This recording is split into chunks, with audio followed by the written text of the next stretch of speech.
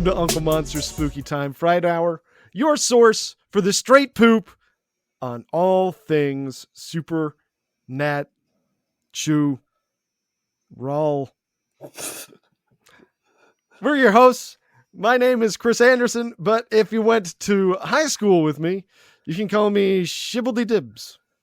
And I'm Ethan Soreski, and you're afraid of my natural watermelonos. Are you having a stroke? That was Hank Azaria from the Birdcage saying, "You're afraid of my natural watermelonos," or something like that. I don't know what he actually said. Okay, fair enough. Yes. It was a good impression. I know, because you had no idea who it was. No, it's true. It's true. I feel like you could dial in your Hank Azaria on the Birdcage. Well, I was just workshopping it. Okay? I'm sorry. No, there are no bad ideas in brainstorming. Let me apologize and redeem myself. Ready? I'm sorry, Shibble. You nailed it. That was your classic Bane. Yeah. Apologizing. So okay, we're even now. Just like in that scene from the film where he apologized to me and he knew me in high school. Guess what, Ethan? It's time for some late breaking news. It's a cryptid affair.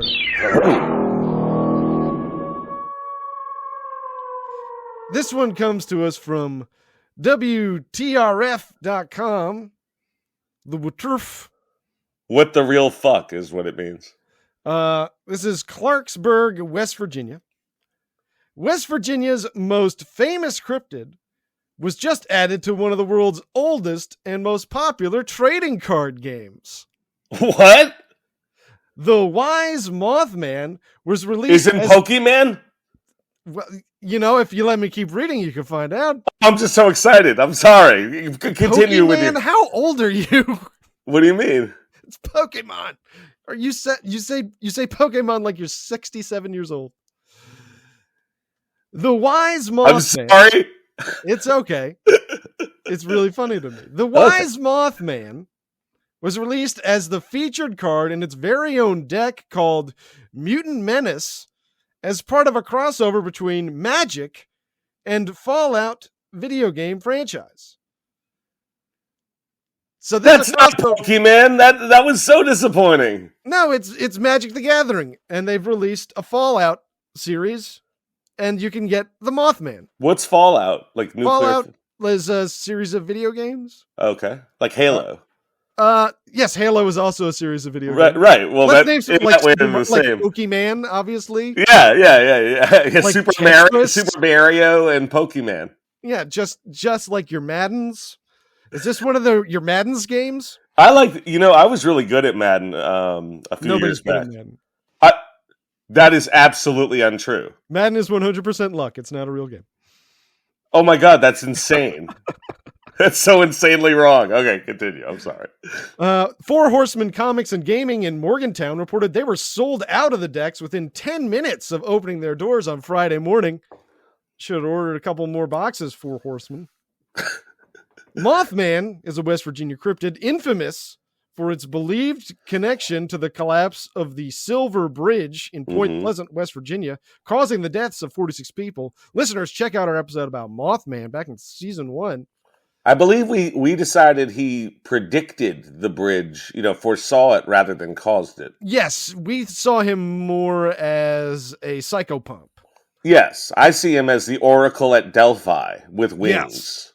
But back on December 15th, 1967, locals reported sightings of the creature on top of the bridge moments before his collapse. He could have been trying to hold it up. Oh my God, that's such a great... Oh, I love that.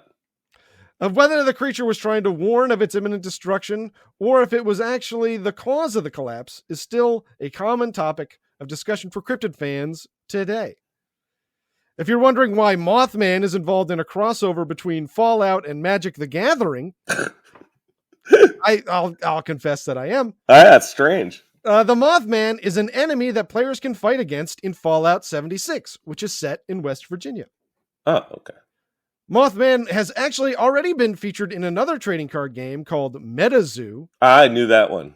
That's a card game based entirely around cryptids and folklore. Yeah. Since 2022, the Magic the Gathering has partnered with other fantasy and science fiction properties in a product line called Universes Beyond. Which ones? Like the swamp thing? God, I wish. Other crossovers include Lord of the Rings, Ugh. Fortnite, What? and Transformers. That's awful, all three of them. I probably would have picked up a Transformers deck or two if I was still playing Magic. Well, yeah, if you had to get one of the three. Yeah, for sure. With Marvel and Final Fantasy cards planned for the future. So that, Ethan, was your Cryptid Affair. So Magic the Gathering cards, one of the few collectibles from the 90s that like genuinely increased in a lot of value. Jesus Christ. Well, Pokemon too.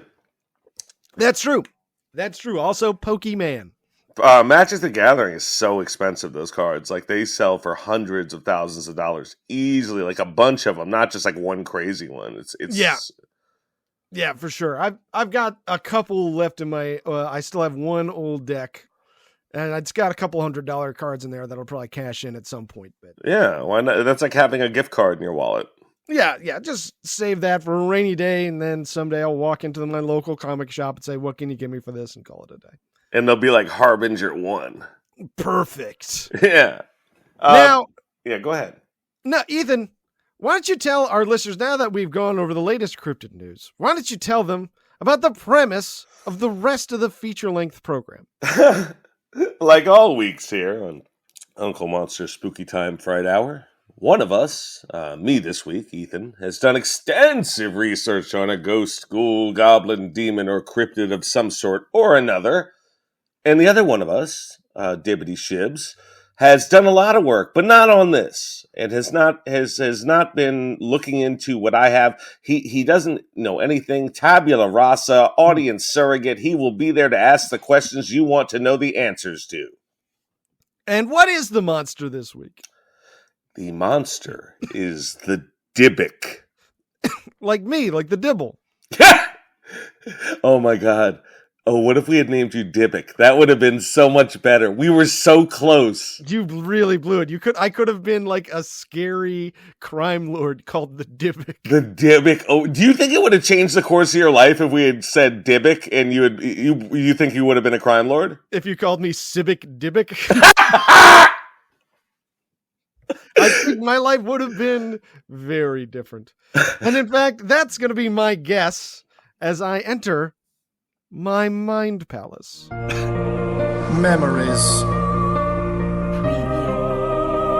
Things that happened to you as a child. Things that you saw on television. A book that you read. Things that never happened. Enter your mind palace. Yes, since I am not familiar with the Dybbuk, when I go into my mind palace, I imagine meeting Bizarro Dibble, the Dybbuk, the crime lord that is, I guess, only hires Jewish criminals to work for him. So like Murder Inc. kind of thing. Yeah, but they've never suspect that it was me, a goyim at the top of the pyramid. So this is by the name the Dybbuk. You're like Miles Morales. This is like in another universe. You're the Dybbuk. You're like Kingpin, but you're the Dybbuk. Yes, I'm the Dybbuk, and I've got a lot of great Jewish leg breakers working for me. So watch out, Spider-Man. Like Alfred TikTok Tannenbaum? Yes. That's a real one. That's a good name. Yeah, I like it. And Meyer Lansky, kind of a cool name. Yeah, but of course, I in this other universe, I'm also still raised Catholic. Yeah, no, it's funnier. Yeah. That you're in charge of the Jewish mob. The thing is, nobody else is hiring these Jewish guys. Ever since the Jewish mob fell apart, all the Jewish criminals, all the Jewish leg breakers, they're freelance. Work on Wall Street. So I bring them into the organization that I call it, the Dybbuk. Am I right? You are not right. You knew that. Do you have another guess, or are you out of guesses? No, I'm clean. I'm cleaned out. Well, since you have obviously no idea what a real Dybbuk is. No idea. I'm going to have to explain. I am so fucking high. I'm going to have to explain to you in the audience what this Dybbuk is. And there's only one appropriate way to do such. Is that narrative fiction? I guess there's more than one. But yeah, that works. We can do narrative fiction. Yes, thank goodness. That must mean it's story time. That's what it means. It's story time. It's story time. It's story time with Uncle Monster. Story time. It's story time. It's story time.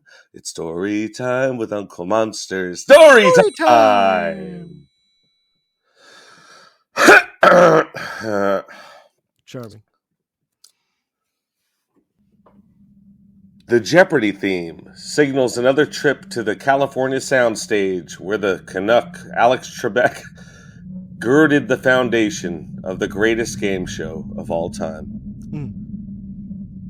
Says Johnny Gilbert, here is the host of Jeopardy, Alex Trebek! Thank you very much, ladies and gentlemen. On behalf of all of us, welcome to America's favorite answer and question game, Jeopardy! You know how we play it. We provide the categories and the answers, then it's up to our contestants to give us the correct questions. The first of the categories today is describing the novel. Next, we have Beau Paris. This will be different scents emitted by two-sport star Bo Jackson. Then we have You've Been Traded for a Player to be Named Later. Then we have the National Archives. Okay. Then we have religious iconography. And finally, let's have a ball. Ball in quotes. These answers will be specific to Lance Armstrong. The cheating bicyclist, not another Lance Armstrong. Keep that in mind. As returning champion, Lisette has first shot at the board. I'll take National Archives for 200. All right, here we are. In 1940, in a letter to the president, this then 14-year-old future world leader asked FDR for a $10 bill. Yet he didn't cash the checks we sent him for Guantanamo. Beep, beep, beep. Lisette? Who is Fidel Castro? That's correct. Archives for 400. Let's go back there. American history might have been different if this future country had agreed to the offer of statehood contained in Section 11 of the Articles of Confederation. Beep, beep, beep. Yes, Timp. What is Canada?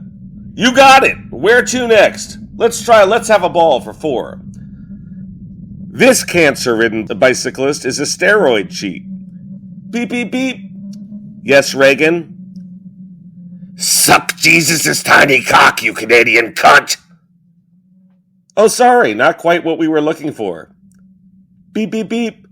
Who is Lance Armstrong? Hole in one, Lisette. You control the board.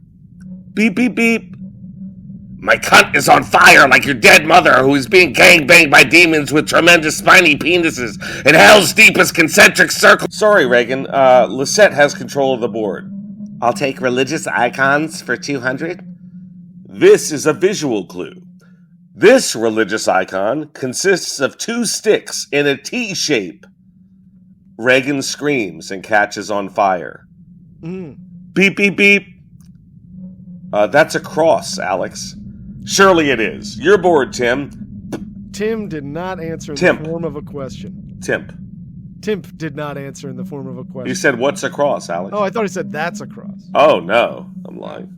My mistake, listeners. I'm gonna shut my mouth. It's story time. Yeah, I'm lying. Surely it is. Your board, Timp. As soon as we get back from break. See you shortly after these messages. The Jeopardy music theme takes us to break. Welcome back, friends. Let's take a minute to meet the players. First, we have Timp Tangeal from New York, who I see here is a part of the Order of the Blessed Saint Scully the Enigmatic. Yes, well, some people would call it an internet cult, Timp explained. We prefer to think of it as a cyber abbey devoted to the wisdom of the character of Dana Scully from the X-Files, the brothers and sisters of Saint Scully. Fair enough. Now let's move to Lisette. It says here, you had a pygmy goat as a pet in college. Lisette, why not a cat? I just like to be spontaneous, especially with animals. My goat ate so many weird things, like a 3-wick candle, an entire bag of Hershey Kisses, and a bag of Quick Crete. And that killed him. Well, mess with the goat, get the horns, right? Now on to our final contestant, Reagan, from Georgetown. Now, Reagan, is that the neighborhood or is that where you went to school? I have a goat, too. His name is Black Phillip, and my congregation dances naked in the moonlight with him. Fair enough, Reagan. I read here that you love to tear the fabric of souls.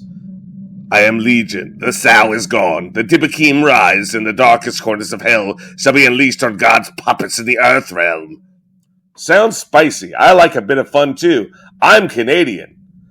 My human sins led me to damnation as a dark spirit, until I found solace in the body of this Christ-loving trash. They took me to the rabbi, who tried an exorcism, but I disemboweled him, and then took a shit on his carpet.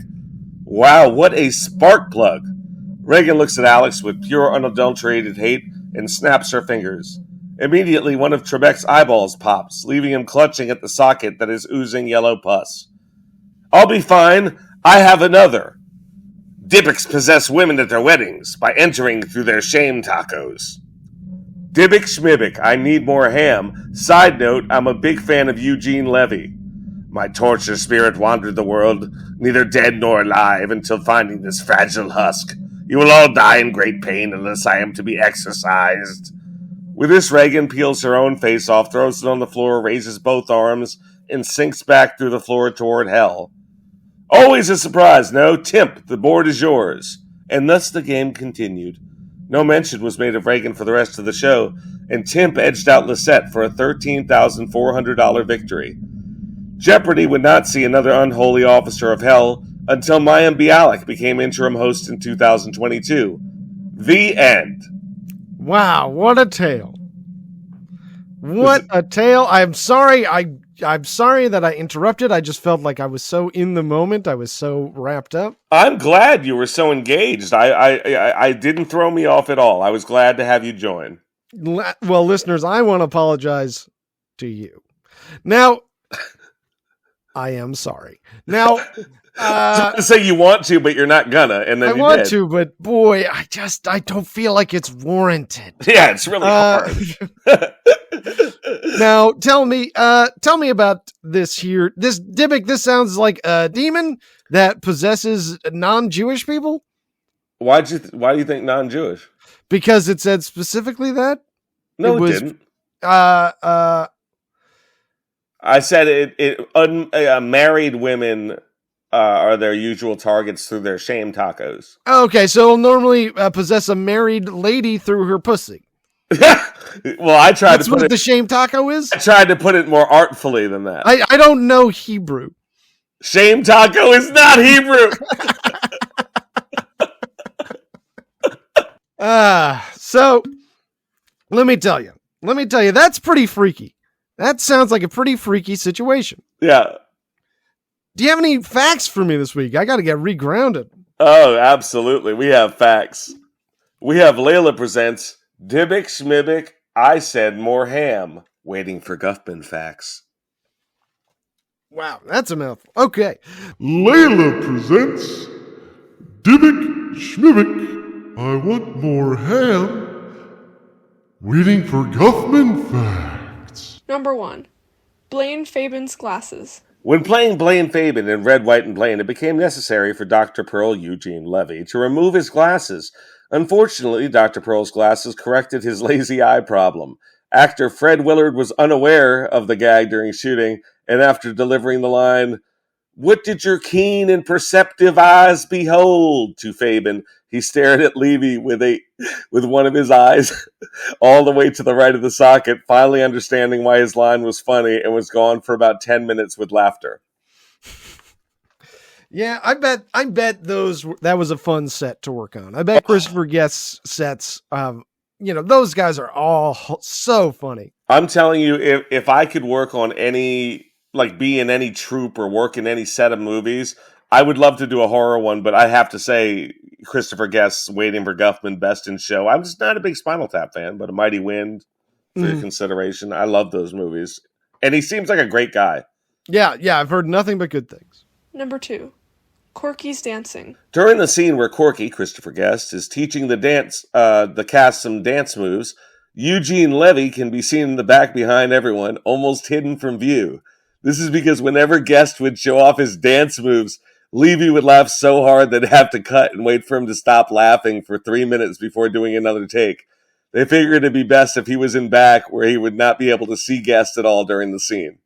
Smart play. I could see that happen. Like if we were shooting a movie together and like you were like dance, you had to do like a weird dance and you did a different one every time. Like I wouldn't be able to take that. Yeah, no, that could definitely hit somebody's spot. That's hitting them right on the button. And then they come out the third time and it's like a whole new one, like something like weird. Yeah, like how many different times is he going to come up with this crazy dance? Number 3. The power of improv. The only parts actually scripted by Christopher Guest and Eugene Levy were the lines in the actual musical performed inside the movie Red, White, and Blaine. The rest of the movie was improv. Wow, very impressive stuff. Yeah, I mean, amazing stuff. So back to the Dybbuk proper. So Dybbuk. I said more ham. The Dybbuk is an evil ghost or spirit? Yeah, exactly. Very good. Okay. And what does it do? It possesses ladies through their shame taka. Right. Their STs. So let me give you a little background. In Jewish mythology, a Dybbuk, in the Hebrew meaning is adhere or cling, which makes sense, is a malicious possessing spirit. It only leaves the host body once it has accomplished a destructive goal or after being exorcised. Okay. So they're heavy set and they hate to move around. Oh, that kind of exercise. No, it's the other kind. History. The term first appears in 16th century writings, so it's not the oldest monster. Though it was ignored until Ansky, we all know Ansky's 1920 play, The Dybbuk. That's kind of cool of him. He was, he's probably researching legends, and he was like, this one's fucking rocks. I'm going to do a play about it. Yeah, this so far, evil spirit, great inspiration for your play. And earlier accounts of possession were of demonic possession rather than that of ghosts, which is what his was. It was ghost possession, so it was kind of, it was creative. It was like in the movie Ghost, where Patrick Swayze takes over Whoopi Goldberg and makes love to Demi Moore. Did that happen in that movie? That happened in that movie. Did they show it? They show Patrick Swayze doing it. They never show why would they miss the greatest scene of all time? Yeah, real missed opportunity. Are you kidding me? We could have had Whoopi Goldberg and what's the chick? Demi Moore. And Demi Moore! We could have had those two, like... They could have been making out topless. Imitating like man-woman missionary sex. It would be... But I would want her to be like the Patrick Swayze. I would really want to see the possession, Yeah, no, she would definitely... It would be the performance of a lifetime. And when she talked, they would dub his voiceover. That would be great stuff. Oh my God, why don't we make a short film? Or if they just superimposed him over her, like in pre-digital, like an optical effect. Yeah, no, that's cool. I like that. Wait, why don't we make a short movie? Yeah, well, all we need to do is dig up Patrick Swayze from the grave. Wait, no, I mean, we'll just get someone who looks like him. I think that's easier. Well, I don't know. I've never dug someone up. It's true. And also, let's move on. The term that came from Ansky's plays, that was ghost, but the Dybbuk in general is a disembodied human spirit, so ghost. And it sinned too much. It was too sinny. So now it has to wander restlessly until it finds a haven in the body of a living person. Dybbuks tend to be male spirits who possess women on the eve of their weddings. That's weird. Like Nacht For knock? Prima nocta. Prima nocta. Typically, It's more weird to be like, yeah, I think this time around I'm gonna be a lady. I'm sick of being. I mean, I get it. You'd probably want to mix it up. yeah, why not? I mean, if you were reincarnated 20 times as a man, you would pick woman next time. I mean, come on. Oh, I mean, I'd pick woman next time, probably after this go. Let's start mixing up right away. I would love to meet you as a lady. That would be so awesome. I think I hope I would be a charmer. Oh my God, what if we fell in love? Oh my God, it's not too late. You got to get back on the apps. Here's what you do. I'm going to send you a code. I got to get back on. I think I'm going to try Tinder. Go for it. Worth a shot. I want to lose a little weight first, though. Well, whatever. When you're feeling comfortable, I encourage you to go for it. Okay, thank you. Hopefully I have some sex. So Dybbuks tend to be male spirits, and they, on the eve of their weddings, in a sexual fashion, they enter the woman through her vagina. Okay, so on the night before the wedding, the lady will fuck the ghost. No, I think the ghost, it's like a birth in reverse. The ghost crawls up in the vagina. Okay, but you said in a sexual fashion. That doesn't sound very sexual to me. Well, back then, we're talking 17th century, anything entering a vagina was sexual. It's okay. So you're saying that the ghosts have some sort of reverse birth fetish. Yes, and they sexualize that act of reverse birthing. Yeah, okay. Ooh, boy, these guys were sinners. Wouldn't that be awesome on Pornhub, that category, reverse birthing? Oh, gross. I'm sure if I... No. Keep going. Do you want me to Google reverse birth fetish? Yes. I'll go to DeviantArt right now. All right, let me see if there's anything, because that would shock me. Like, I can imagine. 100%. I'm there is no way. I've Make a bet. it. Bet $10. $10 it is. All right. That I There's can find no you way. reverse birth fetish art. There's no way. Like, I just don't understand. Like, I get gunging and sliming. Like, that's hot. Okay. Here's a bunch of literature. Oh, you know what? It's because I'm not logged in, and so they're not showing me. Oh, we'll find out after, and then we'll let the audience know. It'll be a cliffhanger. 100% I can find. Okay. For sure. Reverse birth fetish. If this is on there, I will literally believe there's not a fetish that is not on there. Oh. Yeah, okay. Here we go. Just look at some of the top results. Just the top ones? Yeah, I mean, you can keep scrolling. It'll get more complicated. But just a 20 pages. Just a quick Google image search of reverse birth fetish. Okay. A womb with a view. Not bad, right? I don't see any reverse birthing. Well, they're saying no, it's in there. Listen. Part of it is you got to read some of the text in here. Oh my God. Reverse penectomy. Oh God, I got to get off of this. No, it's true. You're only going to bum yourself out. But you're also going to send me $10. Yeah, no. If that was that a thing, did you prove it? I think so. All right. No. I'll trust you. $10 it is. Yeah. Now, listeners, you were talking about Dybbuks. Yeah. They all have reverse birth fetishes. Right. Because that they enter the what is it called? The shame taco. Right, they go in the shame taco, and it's sexual according to like 17th century people, or whatever. Or the Dybbuks, maybe just the Dybbuks. Right, them too. This is how I get off. Is it Dybbuk? Yeah, I love it when I got a reverse birthing fetish. What if you had a friend who was like, "What are you into, man?" And I like a nice ass, and he was like, "I like a reverse birth." Let me tell you, when I think about going back up in there. Oh my God, it would be your mother too, right? Well, no, I could be reverse born into any lady. It's best if she reminds me of my mother. Right, because you wouldn't be born from my someone. Specific mother, that would be weird. Right. Oh, that would be weird. Okay, well, my brother. I'm glad you have a line. That's I mean, don't be gross about it, all right? I'm trying to be open, and you're being gross. Okay, reverse birth, Tony. Those stories of Dybbuk possession varies. Some generalities apply. The Dybbuk is a tortured soul. Mm. The Dybbuk possesses. Okay. and it'll begin to speak in the other person's voice and to like swear and like I wasn't making that up, obviously. Okay, And loves to cuss. loves to say the F word.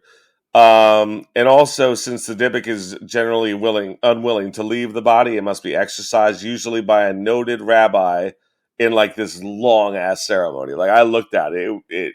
I mean, I can still read Hebrew, but I don't know what it means, so I don't know why I looked at it. But it was, Yeah, that's interesting. yeah.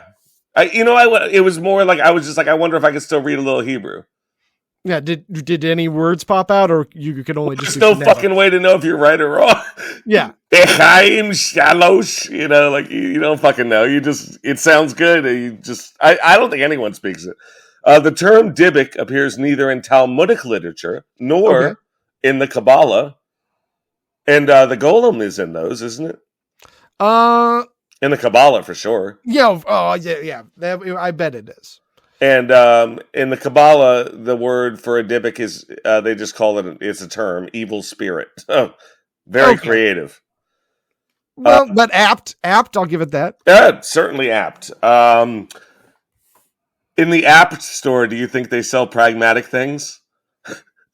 They probably do. The active attachment of the spirit to the body became the name of the spirit in itself, because Dybbuk Meruah Ra'ah means cleavage of an evil spirit.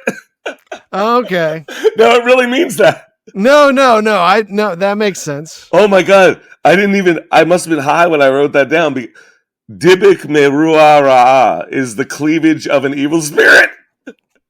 That's the name of the episode. I will have no argument. The cleavage no of argument on my part. Let me put that in the old footnotes. Excellent. At first, the Dybbuk was considered to be a demon, which entered the body only of sick people. Then there was more of a story about people that were laid to rest and then reanimated as Dybbuks. Okay. But who would reanimate them? Evil Kabbalists? No, the enormity of their sins is what turned them into Dybbuks. Dybbukim. The Dybbukim. Okay. The Dybbukim. That's the plural? Yes. No, I was just saying words. Okay. That would be so funny about Dybbukash. The Kabbalistic literature contains protocols about the exorcism of the Dybbukim. Oh, see, we were just talking about that. Remember that? Barely. Moses Cordovero defined the Dybbuk. I put this as the end of the little Dybbuk section because I thought this was well put. Moses Cordovero called the Dybbuk an evil pregnancy. Okay. Which is a reverse birth. Yeah, that I would qualify a reverse birth as an evil pregnancy. Or it would result in one, certainly. Yeah, no, hopefully, if you did it right. Now, let's talk about... you want some facts?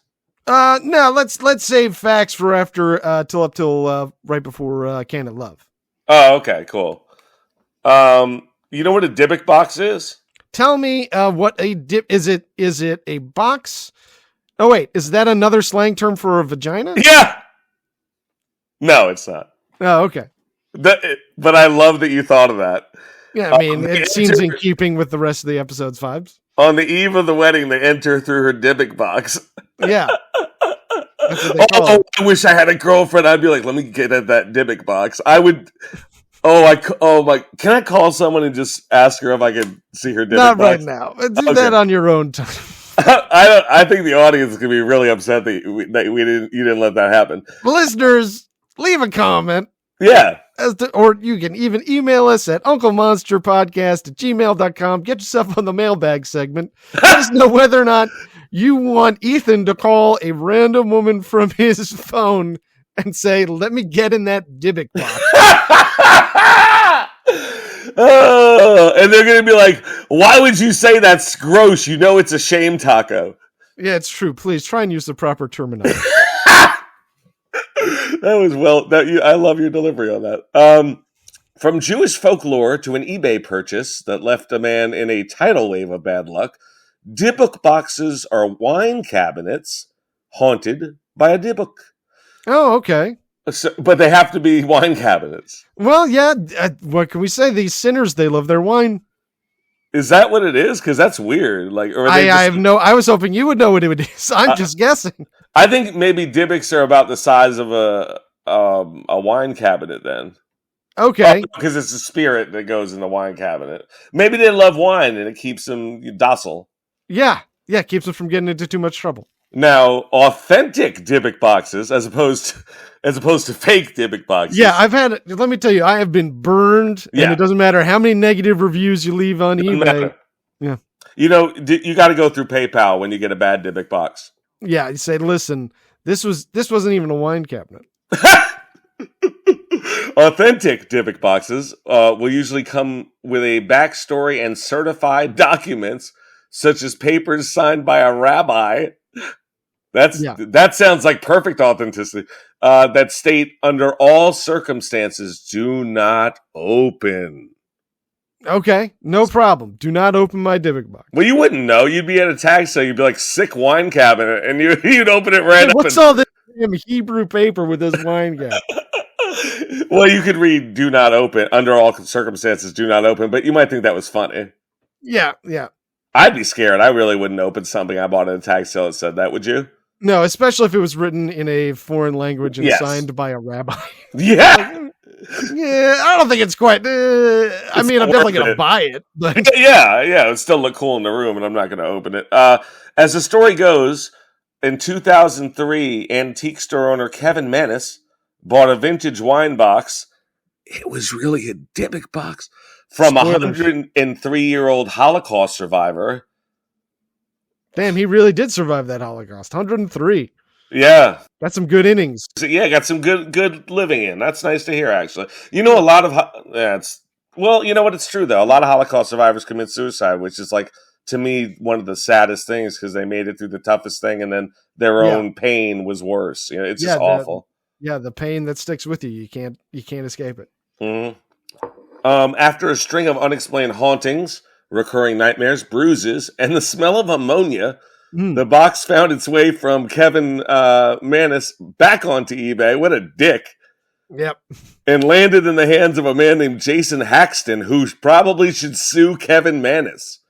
He, too, felt the wrath of the box and ended up burying it in Missouri, but not before pulling it out of the ground to appear on the television show Ghost Adventures. Well, I am finding some Dybbuk boxes for sale on eBay right now. All right, let's go to the expensive ones, because usually you want to get the real deal. Here's one that it's listed as used by a Dybbuk.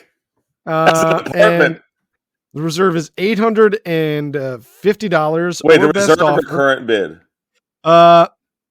Technically it's a reserve because it's just the opening bid. I got you. Well, it doesn't look like it has any bids. Yeah, this is Check the watchers. Click on it and see if it has any watchers. This doesn't look like it's a auction. It looks like this is just something this guy is selling. No, because it's listed as $850 or best offer. No, that's just a best offer. That's just where you field offers. See, you can go to auction only and then go to highest price. I'm not going to keep going through this. Oh, I want a Dybbuk. I think it'd be interesting to buy a Dybbuk box and see what happens. If you want, I will buy a small box. These appear to just be boxes that have some random shit on them. I will send that to you. No, I want a Dybbuk in mind. You don't understand. Okay, I will set up an eBay account for myself under a fake name, and I will say it's a Dybbuk box. Only Dybbuk. Wait, I wonder. I'd be interested to know how much money you could make if you got like a really nice supply of boxes and you just sold them all. I would write the rabbi stuff down and make it look really crazy. I wonder if you could be a Dybbuk box salesman. I bet you could pick up a couple bucks doing that. We should do that and donate it to charity. Sounds good. Okay. Donate it to charities that fight anti-Semitism. Yeah, or just in case we're conning Jewish people looking for relics. No, Jews don't want Dybbuk boxes. We know better. That's fair. You already heard about the Dybbuk. You know you're not supposed to mess with it. No, I know better. So during Dybbuk problems, you're going to want to exercise it. This is the end of our research. Because I figured we conclude with how to get rid of one. I'm going to want to reach out to my Rebbe. The big Reb. Unless he's Chabad, in which case it's a cult, and you should probably not talk to him anymore because he's a douche. Okay. So I want to go for my more mainstream. You want to go reform, conservative, maybe. I mean, that's as The good news is in Wichita, I'm not going to have much of a choice. Yeah. I think we got It'll maybe just say 2 synagogues two. in town. Yeah, just like whoever you got. They're like, we're a big tent at this synagogue. It'd be funny if it just said whatever Jews open in front of the door. Yeah. Any Jews. Frankly, anybody. Just come on in. You know what? We need to fill seats. Exercising a Dybbuk involves removing it from the possessed body and returning it to the world of the dead and restoring cosmic order. The Dybbuk, of course, does not want to go. It's very upset. Okay. Terrifying ritual forces it out of the body, conducted in the synagogue in the presence of 10 men. Is that a minion? No. Yeah, it is. A minion is a collection of 10 men, or if it's not 10, I'm sorry, I'm high. You mean a legion? No, it's called a minion, and it's a Hebrew word. Oh, okay. Yeah. It's, you need a minion to do certain prayers in the synagogue. So unless you have like a bunch of, if one dude is like skips out and he's like, I don't feel well, then you're all fucked. You just can't even pray. Yeah, that's why you always, if you're setting up a minion, invite 12 dudes. Get a couple of guys. Or just have extra people. I would hire, you could always use an app and probably get someone on Upwork or one of those, Yes. Looking for, I'm not allowed to say this, but Jewish person. No, you don't need a Jew, just 10 people. Oh, it can just be 10 dudes? Yep. Oh, okay, yeah. Just to come by and just swing by. We'll tell you what you're going to do when you get here. So this terrifying ritual, the exorcist would address the Dybbuk directly, listing the offenses that the soul committed during its human life, requiring a bit of research, I suppose. I bet that list could be pretty long. And the worst of these, of course, are apostasy. Yep. Tail bearing. Don't want to bear a tail. No. Is that T-A-L-E or T-A-I-L? T-A-L-E. That would be funny if it was tail bearing and it was a furry announcement. Suicide, of course. They hate people who are sad. Yep. Oh God, they had such a murder or ritually deviant conduct. Okay. Does that mean like a pattern of behavior or like a ritual? Boy, I'm gonna say if it's ritually deviant, I'm gonna say it's deviant in a way that is ritualized. Okay, so OCD people. Yeah, perhaps. Okay. Then the ark in the synagogue containing the Torah is opened. Several you know what? I was bar mitzvahed. This religion is just as good as any other religion, and they're all so fucking stupid. I'm talking about the Torah. Like it was written by a bunch of douches like a long time ago. It's just the beginning of the Bible. The second half is stupid too.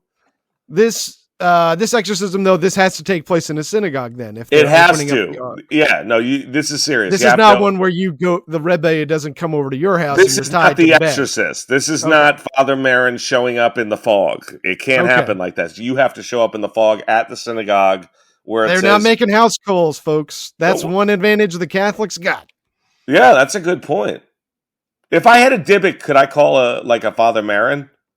I think probably. It would be.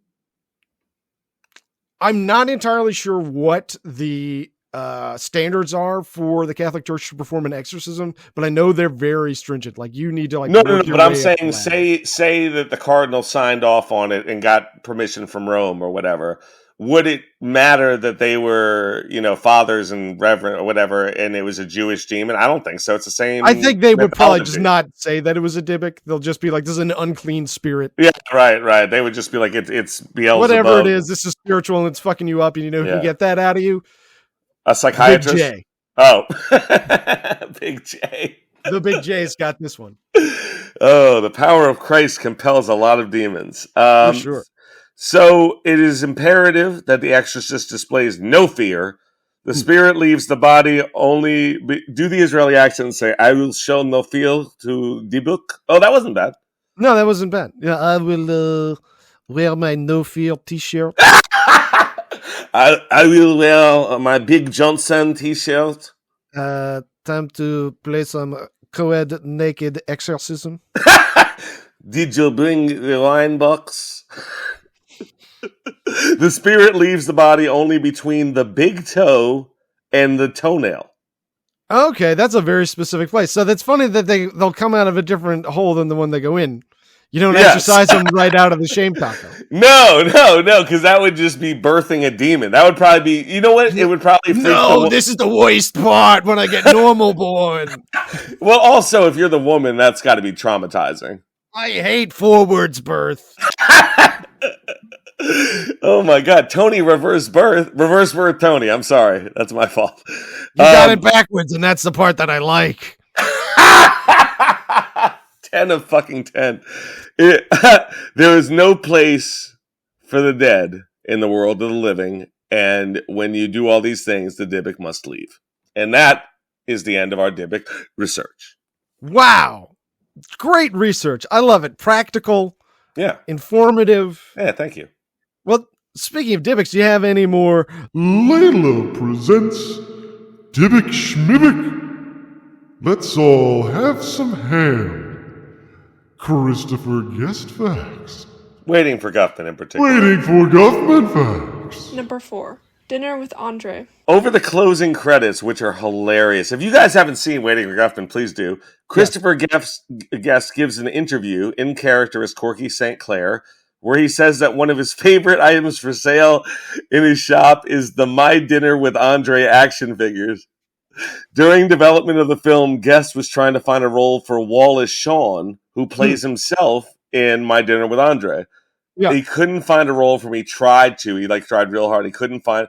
And Shawn kept asking, saying he wanted to be part of the film because it was so freaking cool. Eventually, Guest caved in by giving Shawn the action figures and the accompanying miniature dining room set. Shawn keeps the entire set on display in the middle of his home in the entryway. That's awesome. And that's Wallace Shawn is a dope dude, by the way. I didn't know who that was. Well, he was the guy that said "inconceivable" in Princess Bride. Oh my God! Oh, he would have been great in that movie. Yeah, he's a great actor. Oh, and he's funny too. Yeah, and he wrote My Dinner with Andre. Oh, I didn't know that. Yeah, he was like a famous theater actor who also does movie work. Inconceivable. Yeah, he would have been fantastic in that. It's a shame it didn't work out, but I'm glad that he got that little tip of the cap. Yeah, no, and he's got it in his house too. That's super cool. Yeah. Number 5. It's hard to edit improv. Writer-director Christopher Guest spent, how long do you think it took him to edit Waiting for Guffman, and how many hours of footage do you think they shot? All right. I'm going to say, how long is Waiting for Guffman? You got to remember, it's an hour. It's about 90 minutes. And you got to remember, these are improv pros. So you're not going to have, these are like the best of the best. I'm going to say then it took 6 weeks. A year and a half. Woo! How many hours of footage? Well, 90. How many would you shoot for a movie that was improv? I was always cheap as shit. But say you had the money. How many hours do you think you'd shoot? No, I have no idea. 60 hours of footage. Okay. So that's amazing. I mean, and they did such a great job. It flows so well. Number 6. Nothing Ever Happens on Mars. The song Nothing Ever Happens on Mars was meant to be a compliment to an earlier song on the show called Nothing Ever Happens in Blaine, which I didn't know. I put that in there, and I was like, oh my God, I want to see Nothing Ever Happens in Blaine. Yeah. And hence the audience roar of laughter when Nothing Ever Happens on Mars starts, because it's, a callback. No, that makes sense. That they're like, oh, it's just like when Nothing Happened in Blaine. But I always thought that they were just, because a spaceship comes down and it looks like, it's the worst piece of shit production spaceship. And the audience is like, oh my God. And it's a callback. But I thought it was because they were so blown away that it was a spaceship. Nope. It turns out it's referencing an entirely deleted scene. Yeah, that's awesome. I want to find it. Okay, those we have 3 more after that, but we'll save them. All right. Boy, your love for the feature-length film Waiting for Guffman is just crazy. It's my favorite. It's crazy. You know what else is crazy? Is the Dybbuk. But can the Dybbuk love?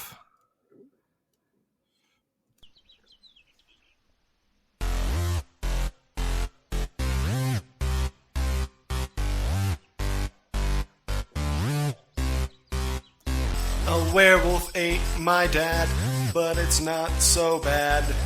It might sound crazy, but can it love? Can it give me a kiss? Can it hold my hand? Would it say I love you? Does it understand? Does it know that I've never felt this way before? There's a full moon tonight.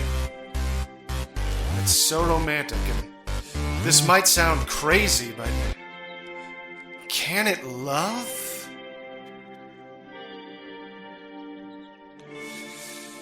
Can it love? What do you think, Ethan? Can this evil undead sinner that has possessed a lady through a reverse birth on her wedding night fall in love? I'm going to tell you why not. Demons in Christian mythology live only to torture humans. Demons are famously worse than ghosts. Yeah, well, I mean, they never walked the earth in human form. No, they're like double ghosts. Ed Warren and Lorraine say they never walked the earth in human form. So I'll tell you why it can't love, because I think a demon from the first half of the Bible is probably comparable to a demon in the second half in Christian mythology. And I don't see... Well, actually, no, because didn't we have a Jewish toilet demon? Yeah. He wasn't an asshole. No, he was a good guy. He just didn't like it if you didn't wash your hands and you pooped too loud. Don't poop so much. I think... You know what? I was wrong. I think, didn't you mention in that episode that in Judaism, in Judaic mythology, that the demons aren't evil? They're just metaphysical They're just other creatures. things. Yeah. They can be good, they can be bad, but they're just like... Well, then I want to think the best of anything I don't know about, and I want to assume it can love. I changed my mind. Okay, I'm going to say that this creature has become so twisted by sin. Oh. By its dark urges. By its cruel reverse birth on this lady right before her wedding night. I mean, this is supposed to be a blessed day the next day. Standing there under the chuppah with her chosen beloved. And instead, she's got a Dybbuk up in her womb. I'm going to say that's not a loving act to me. I think it goes through the vagina and ends up in like the soul or the brain. I don't think it stops in the womb. Well, I mean, sounds like somebody needs to go back to biology class. Where are you going to go on your first date with a Dybbuk? Taco stand. Show them about the tacos we can all be proud of. Yeah. Say, listen, I like tacos too, but I like the kind with beef in them. So does the Dybbuk. Oh, that was gross. It was.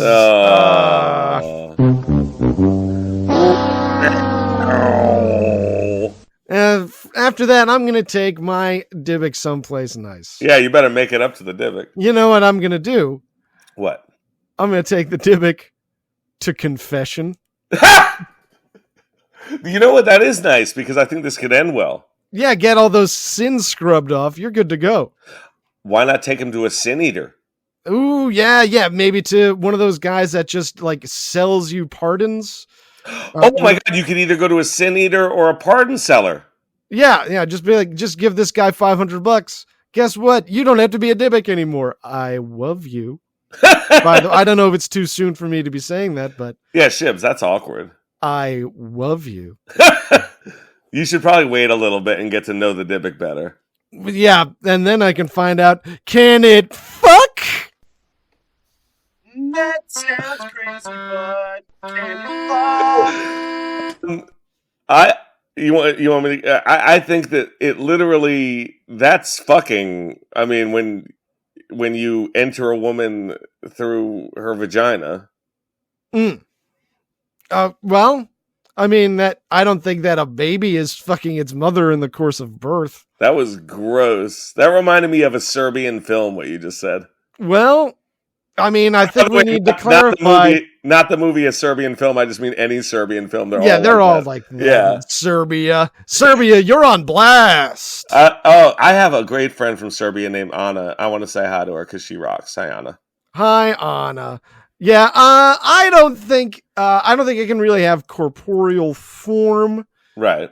Well, but I think when it possesses you. Yeah, once it's possessing somebody, I think it can fuck through you. Right. That seems like the kind of thing. And obviously, as we've established, the reverse birth is a very sexual act.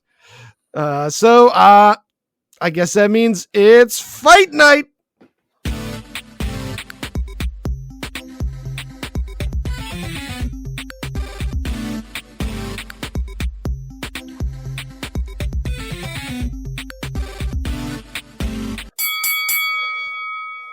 Fight.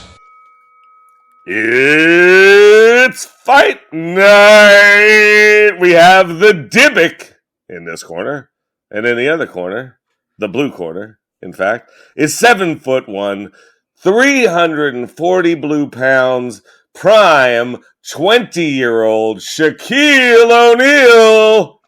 Hooray, Shaquille, the people's champ. Do you think that all right, is the Dybbuk possessing someone? Maybe, but not me. Oh, it's possessing Penny Hardaway. Okay, it's snuck up through Penny's shame taco. If you had given me a bingo card, I would not have had reference to Anthony Hardaway's vagina on it. No, well, here we are. So it's up in Penny, and well, did it have any ghost or spirit or demon powers? Any physical powers? No, it has. Its only threat is to possess you. Okay, so it's gonna be cussing. It's abusive, yeah. Yeah, it's very verbally abusive. Yeah, that's for certain. But obviously, Prime Shaq, it's gonna take a little bit more than that to get inside his head. No, he would laugh that off. Yeah, so I'm gonna say one Shaq.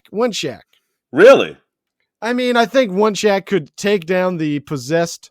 I mean, I think the Dybbuk no longer possessing Penny Hardaway. I think it'll sort of be incorporeal. And the threat will sort of be neutralized. I think this will be a TKO. Will Penny live? Unfortunately, Penny Hardaway is dead. Let's spread that rumor.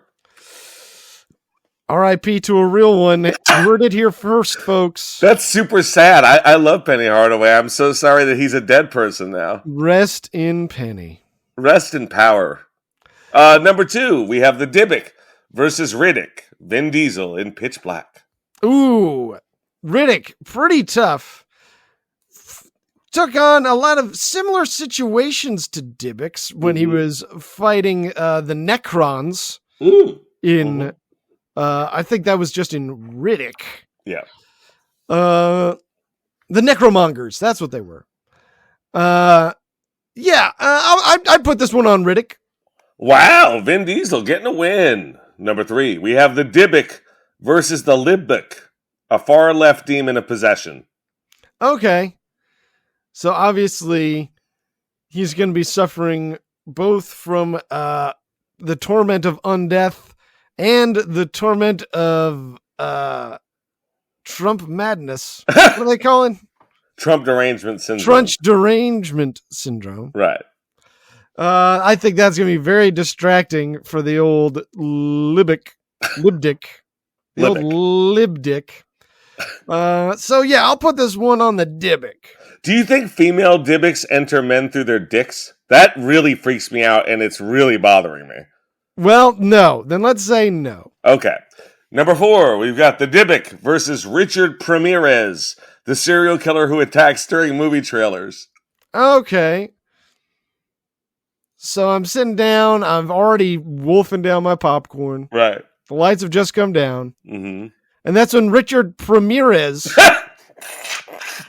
he knows that in the darkness of the trailers portion of the show, but also that'll give him the maximum time to escape because he'll have the entire length of the film. That's true. Boy, the cinemas are not safe anymore. I'll put this one on the Dybbuk. Somebody needs to stop this monster. Number 4, we got the Dybbuk versus Aquaman. Aquaman, very powerful. Lives under the sea. Right, he does. So he can walk on land, too. No, it's true. He can also walk in the air. He can breathe air due to his half-human heritage. Yeah, he's from Atlantis. I saw a movie about it. Yeah, he also can control sea animals. Very strong. Great stamina from all that swimming. And we always say stamina is your number one survivability. It is. Cardio's huge.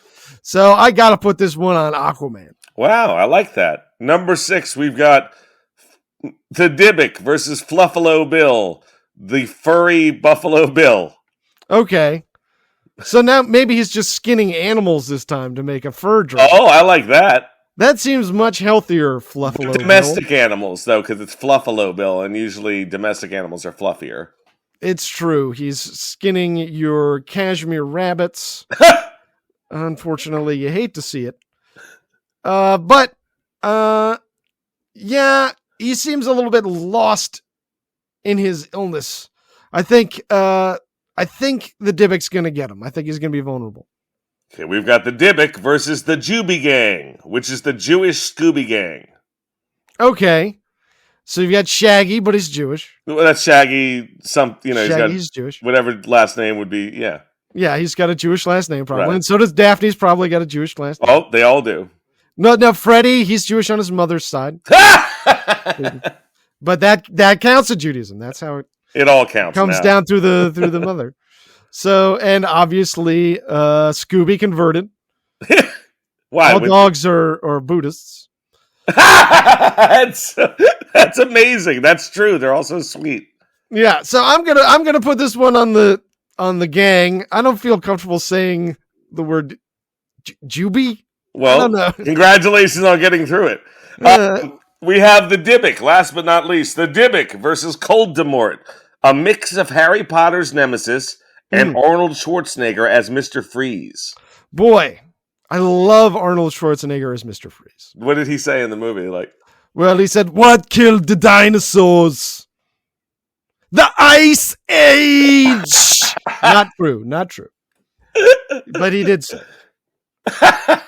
He was just trying to deliver a line, man. My condition has left me cold. Your pleas for mercy. Is that a real one? I believe so. Oh, okay. Yeah, great movie. Check out Batman Forever. God. Really better than you remember. I'll put this one on the Dybbuk. Voldemort can go to hell. All right, that was Fight Night. Wow. What a fight. What a night. That's what we always say here. Yeah. But I got to tell you, Ethan. Tell me. I feel like my quest for knowledge has not been fully fulfilled. My thirst for facts has not been slaked. I apologize. Number 7, a superstar fan. Waiting for Guffman is guess what actress's favorite movie? And I'll just give you the hint. She's the best actress. Best actress. Obviously, Meryl Streep. Correct. It is her favorite movie. Hey, good choice, Meryl. Number 8, L.O.L. In the closing interview, Corey talks about learning to drop his H's for a role in My Fair Lady. He demonstrates with an awkward recitation of phrases with dropped H's, including, "I don't want to live in this L-hole." This is likely a nod to Spinal Tap, which features a song called Hellhole and stars Christopher Guest. Oh, there you go. And note, it should be noted they were all lauded for their really convincing English accents in that film, so it was funny to see him do a terrible one. Yeah. He does a lot of great vocal work. He does. I'm surprised he hasn't gotten more work as a voice actor. He may not be interested. It's true. Number 9, credit where credit is due. Raging Bull screenwriters Paul Schrader and Mardik Martin received a credit for, quote-unquote, supplying dialogue, because one of the community theater plays auditionees performed a scene from Raging Bull. Okay, fair enough. Yeah. I mean, you don't want to get jammed up with the WGA. You remember what scene it was? I do not. It was like this 70 or 80-year-old dude, And they're like, okay, let's see, what do you have? And he's going to do a monologue, and he turns to the side and he goes, "You fuck my wife." And he turns to the other side and he goes, "Why would I fuck your wife?" And I don't remember that in Raging Bull, but it was fucking hilarious. No, that's a great scene. Yeah, that'd be the one to choose. And I gotta tell you, that is the end of facts. Tell me something, because I'll tell you something. You don't look great. No, I am a quicken in my boots. Yeah, why are you so scared? Because I'm afraid that a Dybbuk might enter through my shame taco in a sexualized reverse birth situation. What a weird monster. Yeah, what a terrible situation that would be for me. You got to tell me, Ethan, is the Dybbuk real? Well, in past psychological literature, the Dybbuk was described as hysterical syndrome because let's go on. Let's try that again. No, I like it better this way. Like it? You like, okay, whatever works for you. So because it was ladies that have their they're invaded by the Dybbuk, they just called it being hysterical. Classic. Right, so I actually side, that's from the science, but I actually side with the mythology on that one. Today, of course, accounts of Dybbuk possession are, in my eyes, mistakenly, read as case studies of mental illness. But, more convincingly, they're also allegories for some of the religious, political, or social issues affecting the Jewish people, or simply as terrifying stories that they told their kids. It appears that 16th and 17th century readers believed readily in the existence of Dybbuks. It's possible that stories in which evil spirits afflicted an innocent person for no apparent reason may have resonated strongly with a frequently victimized community. Fair enough. We're talking about Jews, not Israelis. Keep that in mind. Yes. Now, is that the red light from Uncle Monster? Hey guys, what's the latest? You sound great today, Unky. How are you doing? I'm doing pretty good. I'm doing pretty good. That's amazing. I got to tell you, I'm a little worried because I don't know what to do between episodes. I mean, what is there to do? Tell me. Well, you should probably watch a feature-length film. I love movies, but which one? You should watch...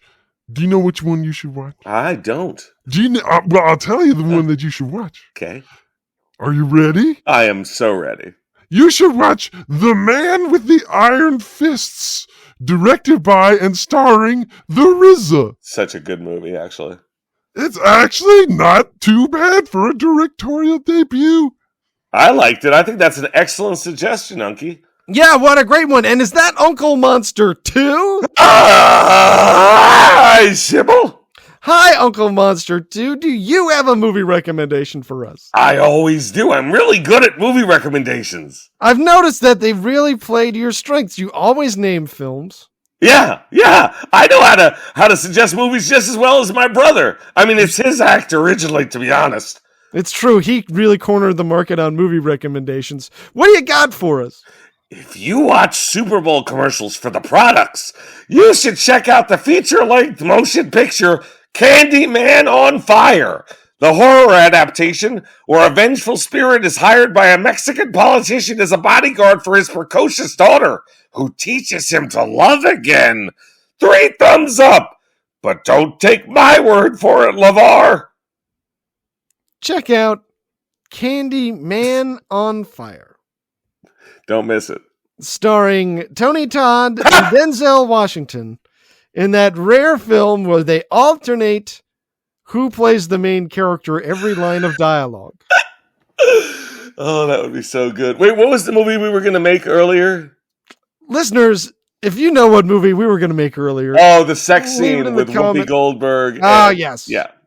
It's Whoopi Goldberg as Patrick Swayze having sex with Demi Moore. Yes, finally. Awesome. The fans demanded it. Yeah. Listeners, thank you so much for sticking with us. Thank you for tuning in. Thank you for liking and subscribing. And thank you for checking us out on different other platforms. You can find us on YouTube, where we got a bunch of fun videos. Awesome stuff, yeah. You find us there at Uncle Monster Podcast.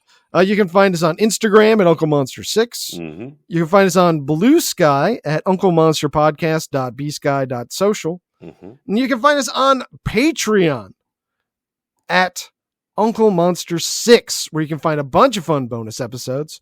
We're working our way through the Paranormal Activity franchise. I think up next, we're hitting the 6th one. Ghost Dimension. The penultimate Paranormal Activity. Is it? No, it's not. I thought there were only 7 of them. Yeah, there are. Jesus Christ, there better only be 7 of them. There are for now. If we don't hurry, there might be another one. God damn it, you're right. Well, thank you so much for tuning in, everybody. And until next time, don't get spooked.